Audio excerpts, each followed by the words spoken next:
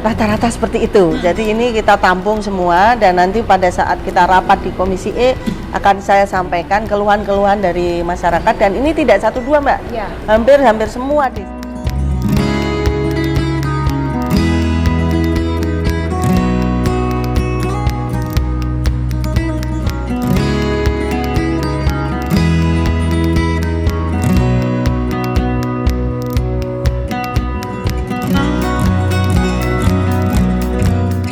Luar biasa, di mana yayasan ini berdiri sendiri, independen, ya, dan banyak sekali relawan-relawan yang membantu di sini. Dan anaknya total sekitar 300. Ini ya baru sebagian saja, kalau dikumpulkan nggak muat tempatnya.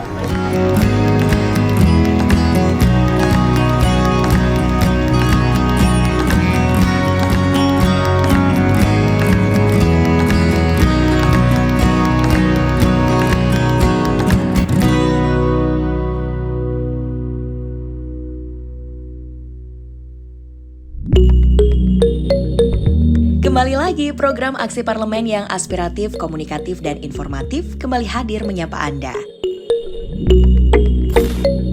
Dalam edisi kali ini, kita akan mengunjungi daerah pemilihan Jateng 4 atau Dapil Jateng 4 yang meliputi Kabupaten Pati dan Kabupaten Rembang bersama anggota Komisi DPRD Provinsi Jawa Tengah, Kartina Sukawati.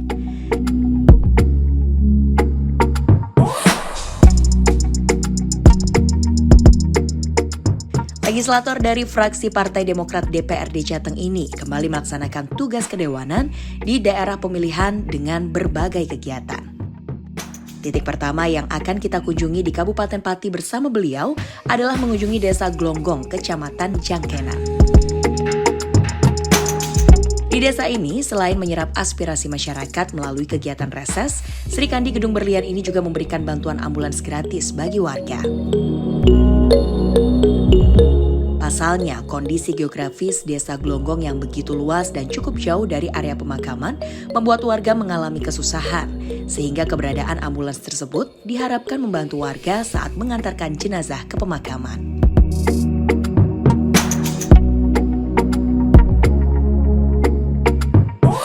Usai pemberian mobil jenazah secara simbolis, acara dilanjutkan dengan berdialog dan menyerap aspirasi masyarakat.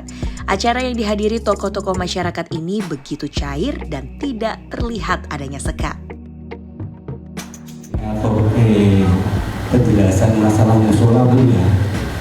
2026. Tapi kalau jenengan menunggu saya. Iya.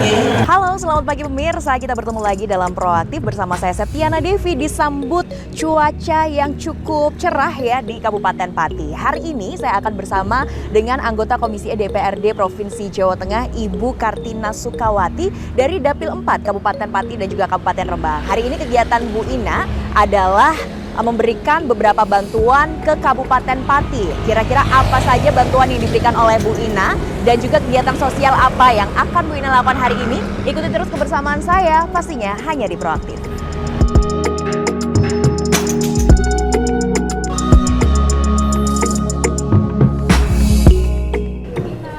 Selamat pagi jelang siang Ibu. Wah, ini kegiatannya cukup padat ya Ibu ya. Di Dapil hari ini setelah menyapa warga, mendengarkan aspirasi. Tadi saya juga ikut dengerin Bu, ternyata banyak ya kalau ngomongin permintaan warga ya Bu ya. Oh iya, pasti banyak. Dan itu semua masalah yang dikeluhkan oleh warga dan beliau-beliau ini minta supaya anggota dewan yang mewakili mereka ini bisa paling tidak menyelesaikan atau memberikan solusi. Oke, baik. Nah, ini kan berarti Ibu terpilih lagi menjadi anggota dewan.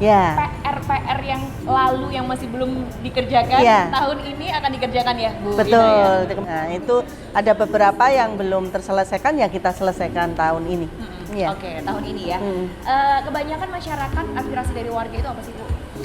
Untuk yang sekarang ini lebih ke sosial. Ya. Jadi yang dikeluhkan adalah bagaimana nih BPJS-nya kok mati begitu tiba-tiba dimatikan di sana, ini gimana? Padahal emergensi, kesulitan dan lain sebagainya. Rata-rata di situ. Terus kemudian kalau dulu masih bilang pupuk langka seperti itu ya. Sekarang ini tadi belum ada pembicaraan ke sana. Mungkin sudah dapat pupuk ini mungkin ya. Udah nggak langka kayaknya Bu ya. Dan ini sejalan juga dengan Bu Ina kan kalau dulu Komisi D ya Ibu ya. Sekarang ke Komisi E. Kalau dulu ngurusin infrastruktur, pembangunan, jalan dan lain-lain. Sekarang lebih ke sosial masyarakat. Betul. Ya. Jadi saya lebih ke kesehatan, kemudian kesejahteraan ya, ada sosial, kemudian pendidikan, penanggulangan bencana, ya itu. Jadi ada juga pemberdayaan perempuan, perlindungan ibu dan anak, kemudian juga untuk olahraga dan pariwisata itu di sana. Jadi lebih banyak ini ya, bersinggungan dengan masyarakat. Betul. Ya, Ibu ya. Kalau dulu ini yang diurusi benda mati ya Mbak ya. Sekarang ini sudah hidup, jadi kita lebih banyak karena di Komisi E ini lebih dari 18 dinas. Kalau di Komisi D hanya 7.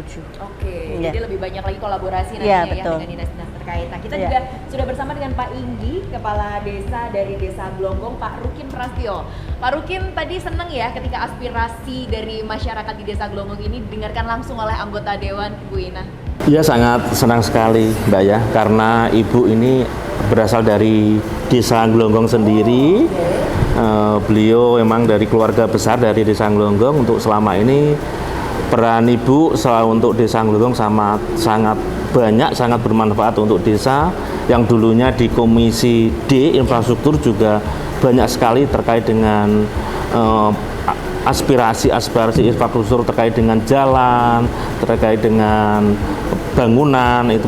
Dan untuk sekarang ini yang Ibu di Komisi E, dan mudah-mudahan nanti bisa juga aspirasi masyarakat Desa Glonggong khususnya yang terkait dengan banyaknya BPJS yang dinonaktifkan oleh pemerintah pusat maupun pemerintah daerah, biar nanti Ibu bisa menyampaikan pada waktu rapat-rapat yang ada di Dewan Provinsi Jawa Tengah nanti. Oke, baik. Jadi ini cukup ini ya Bu ya, kompleks ini ya, kompleks. Apalagi kalau terkait kesehatan pasti tidak bisa ditunda-tunda ya. Betul. Jadi kemarin saya mendapatkan informasi, tapi ini saya akan cross check ulang untuk penguatan. Katanya ini sudah boleh untuk mendaftar ulang begitu kan. Tetapi kenyataannya di desa-desa, saya kemarin jalan ke desa-desa reses, ini Bu kalau dibuka itu online-nya nggak bisa gitu. Jadi rata-rata seperti itu. Jadi ini kita tampung semua dan nanti pada saat kita rapat di Komisi E akan saya sampaikan keluhan-keluhan dari masyarakat, dan ini tidak 1-2 Mbak. Ya. Hampir semua desa. Jadi kadang kalau saya masuk mau ada acara reses, sebelum mereka bertanya saya udah bilang dulu. Nah, ini mesti mau tanya BPJS ya begini. Ya, seperti itu. Oke, karena permasalahan itu yang selalu muncul ya. Sekarang ini lagi ini muncul.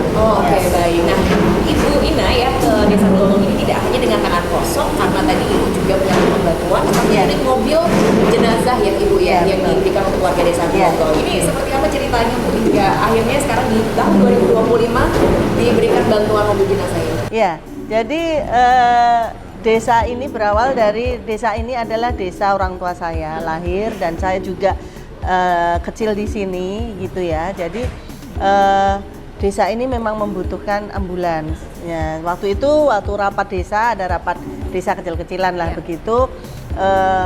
Saya bilang kepada beliau-beliau ini minta ambulan sakit apa ambulan jenazah. Kalau ini tidak boleh dicampur gitu kan, mintanya ambulan jenazah. Ya sudah. Terus karena saya sudah berjanji untuk memberi, ya hari ini saya tepati janji saya sehingga ambulan ini datang. Oke, sudah siap digunakan nanti ya kalau ada sesuatu misal untuk membawa jenazah ya Bu ya. Baik. Nah, ini sesuai permintaannya Pak, ini permintaan tahun berapa ini Pak? Alhamdulillah ini permintaan 1 tahun yang kemarin. 1 tahun yang lalu. Alhamdulillah untuk hari ini sudah direalisasi Ibu Ina, mudah-mudahan bisa bermanfaat untuk warga Desa Glonggong khususnya karena jarak tempuh untuk pemakaman di rumah duka sampai ke pemakaman itu agak jauh, dan alhamdulillah untuk hari ini mobil jenazah sudah diberikan Bu Ina ke pemerintah Desa Glonggong. Dan mudah-mudahan saya bisa untuk merawat, bisa pergunakan dengan sebaik-baiknya khususnya untuk kemaslahatan masyarakat Desa Glonggong.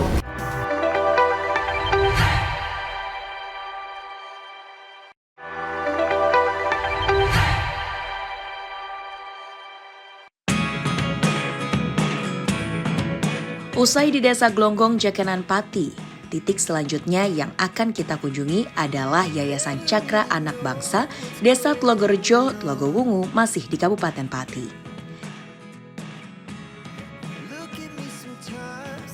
Yayasan yang menampung anak yatim piatu ini tak hanya memberikan pendidikan secara gratis.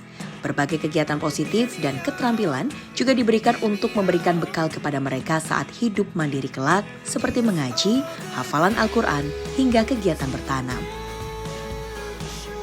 Rasa bangga dan bahagia begitu terlihat dari Bu Kartina Sukawati saat mengetahui mereka begitu nyaman dan bahagia saat berada di yayasan.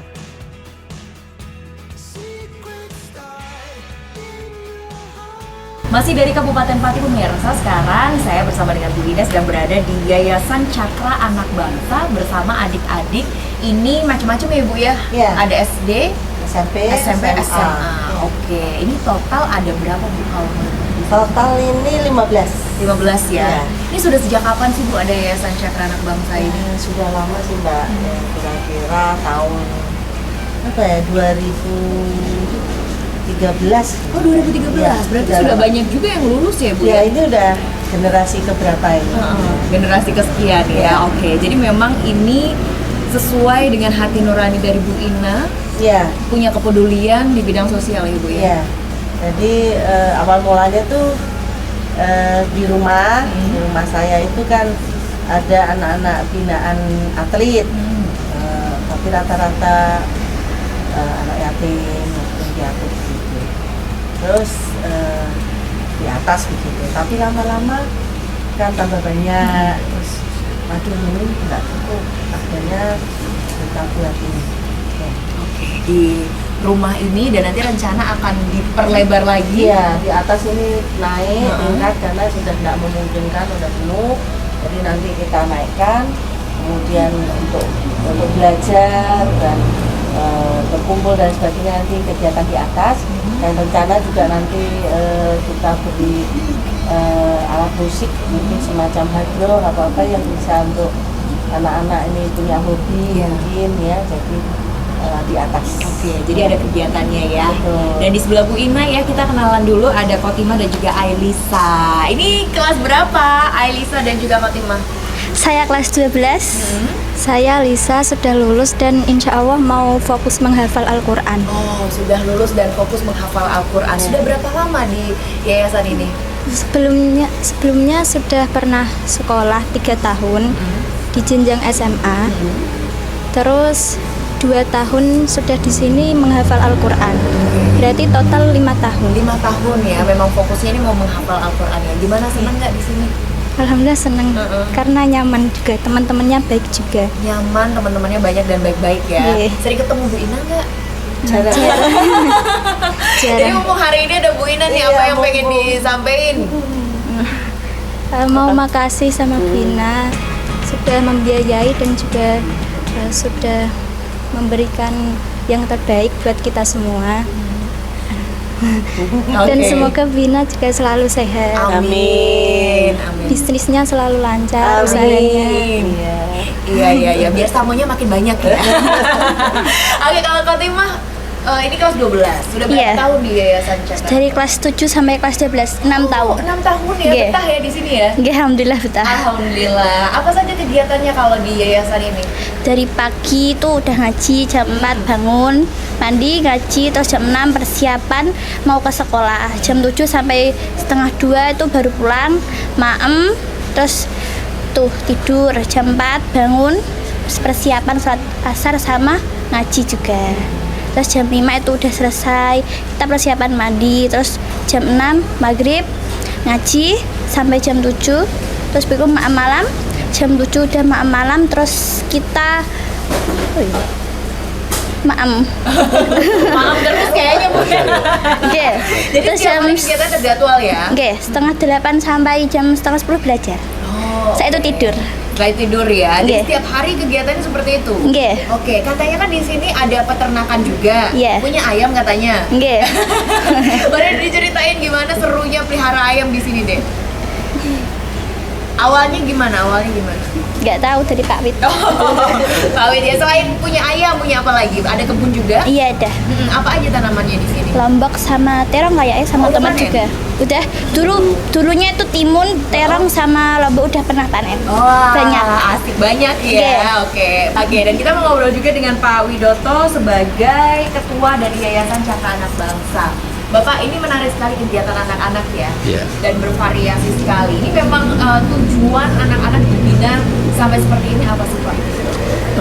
Saya ingin anak-anak itu terampil, dalam arti dia tidak hanya belajar di sekolah, tapi nanti di prasekolah kan ada kegiatan-kegiatan di luar, jadi kayak ternak ayam, kebetulan ayamnya baru sedikit dan kandangnya belum sesuai dengan harapan. Udah Nanti bertelur belum, Pak? ini sudah, cuman pecah dimakan sendiri karena terlalu sempit gitu loh. Kemudian ada kegiatan tanam menanam. Jadi sementara kalau tahun kemarin kita tanam timun, ada cabai, ada pare gitu loh, terong, sempat panen, dan anak-anak kemarin tak ajarin untuk jualan langsung. Jadi ke pasar, kemudian ditawarkan kepada yang terdekat atau mungkin pengurus-pengurus yayasan kita tawar, dan petik sendiri bawa pulang. Itu dulu pernah kayak gitu, dan kita ajarkan supaya dia mental marketingnya juga ada. Oke Bu, kalau melihat anak-anak di sini semangat sekali yang mereka belajar, kemudian untuk nantinya salah satu yang ditanamkan tadi Pak Widoto sampaikan adalah kemandirian. Kalau dari Ibunya apa yang jadi tujuan anak-anak mungkin kedepannya harapan dari Iya, Ibu? jadi anak-anak ini saya harapkan kalau di sini Mbak itu setelah SMA ini keluar gitu. Tapi kalau mau lanjut untuk hafid jadi hafidoh enggak apa-apa, enggak ada masalah. Nah, keluar kita harapkan dia langsung bisa mendapatkan pekerjaan gitu. Di bidang apapun gitu. Sehingga kita persiapkan. Mungkin ini saya baru ingat komputernya ini kayaknya udah jadulnya. Sementara sekarang udah upgrade nih. Jadi nanti sebentar nanti saya upgrade. Terus kemudian sebenarnya saya juga ingin anak-anak ini ada les-les tertentu, tetapi memang agak kesulitan karena tempatnya agak jauh dari kota, sehingga guru-guru yang mau mengajar ini yang agak kesulitan di sini. Tapi nanti biar dipikirkan dari yayasan bagaimana caranya untuk mendatangkan guru ke sini. Di sini kalau mau keluar panti juga harus seizin gitu ya. Terus kalau pulang juga harus izin balik juga, jadi kita antar jemput lah. Oke, jadi aman ya adik-adik ini di sini ya Bu, ya selalu terpantau ya. Semangat ya. Semangat dong biar jadi kayak Bu Ina ya. Terima kasih Pak Widoto. Ya. Terima kasih Fatima. Terima kasih juga Lisa. Bu Ina terima kasih juga ya kita sudah diajak berkunjung ke sini. Ya. Ini hawanya adem banget loh Bu di sini, sepoi-sepoi. Ngantuk kan? Ngantuk. Oke, next pemirsa, kami akan terus bersama Bu Ina untuk agenda selanjutnya. Kita akan berkunjung lagi ke sebuah panti, tapi ini untuk anak-anak autis ya Bu? Iya, betul, untuk yang berkebutuhan khusus. Ya, di ya. sana ada 200 anak. Oke, ada 200 anak pemirsa. Makanya ikuti terus kebersamaan kita bersama dengan Ibu Kartina Sukawati hanya di Proaktif.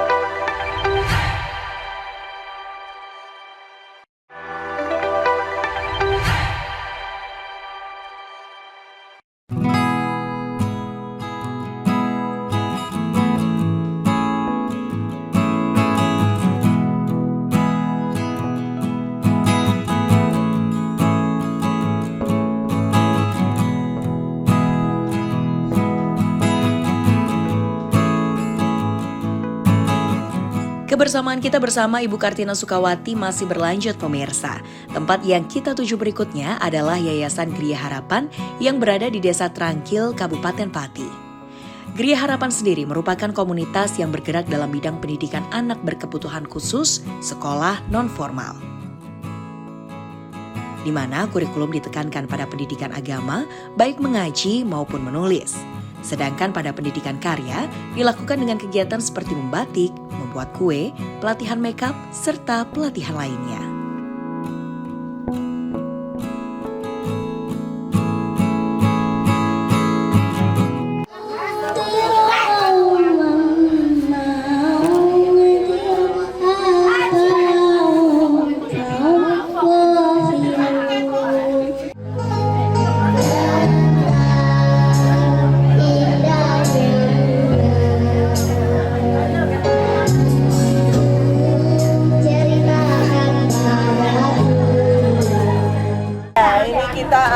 Yayasan Gria Harapan di Desa Prakel, Kecamatan Rangkul. Ini yayasan ini dikhususkan untuk anak-anak difabel. Ya, salah satunya adalah autis, beberapa ya autis, terus hiperaktif, terus kemudian Down syndrome, tunanetra, tunarungu, dan lain sebagainya. Dan ini rata-rata adalah anak-anak. Difokuskan di situ, mereka sekolah di SMP, setelah itu ke sini. Ini sungguh luar biasa, di mana yayasan ini berdiri sendiri, independen, ya, dan banyak sekali relawan-relawan yang membantu di sini. Dan anaknya total sekitar 300. Ini ya baru sebagian saja, kalau dikumpulkan nggak muat tempatnya. Dan ini sungguh luar biasa, ini membantu pemerintah untuk mengatasi segala sesuatu yang berhubungan dengan difabel. Nah, akan tetapi kita juga membutuhkan uluran tangan dari banyak pihak untuk bisa yayasan ini berkembang. Karena ini tempatnya masih kecil ya,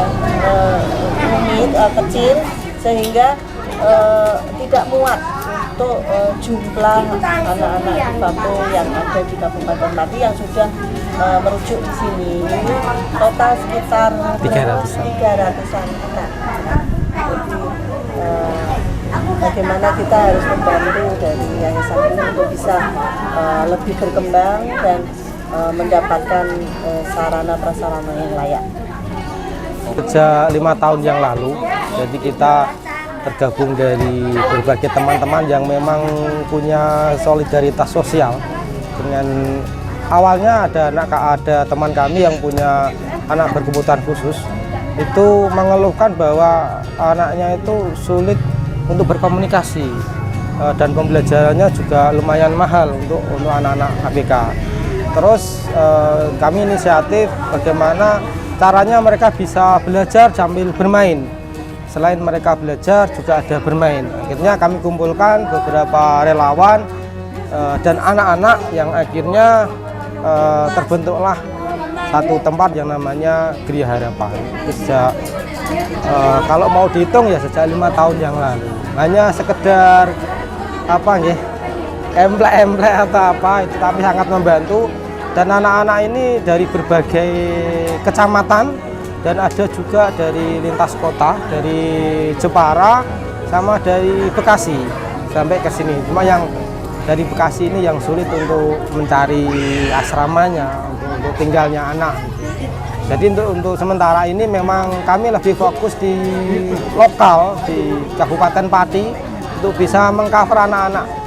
Terutama sebetulnya tujuannya adalah anak-anak yang tidak mengenal sekolah, anak-anak istimewa. Kembali lagi ke BPJS ya Mas ya. Jadi ada anak-anak yang ini tidak tercover, anak-anak istimewa ini yang tidak tercover di BPJS. Nah ini nanti kita usahakan untuk bisa tercover karena spesialis ya. Ini supaya tidak ada yang terlewat untuk anak-anak ini harus tercover BPJS. Itu yang pertama. Terus kemudian yang kedua mengenai fasilitas. Jadi fasilitas ini nanti kami usahakan bagaimana caranya untuk bisa punya PAUD tapi khusus istimewa. PAUD yang istimewa ini kebetulan sudah ada wakafnya ya, ada tanah wakaf. Nah ini nanti kita misalkan aspirasi jika bisa nanti kita buat ruang kelas untuk PAUD yang di sebelah sana. Terus kemudian juga ada beberapa kendala juga yang lain mengenai sarana prasarana seperti braille, alat-alat menulis bagi yang tunanetra, terus kemudian yang lain-lain lagi. Pelan-pelan kita bertahap bisa. Terima kasih.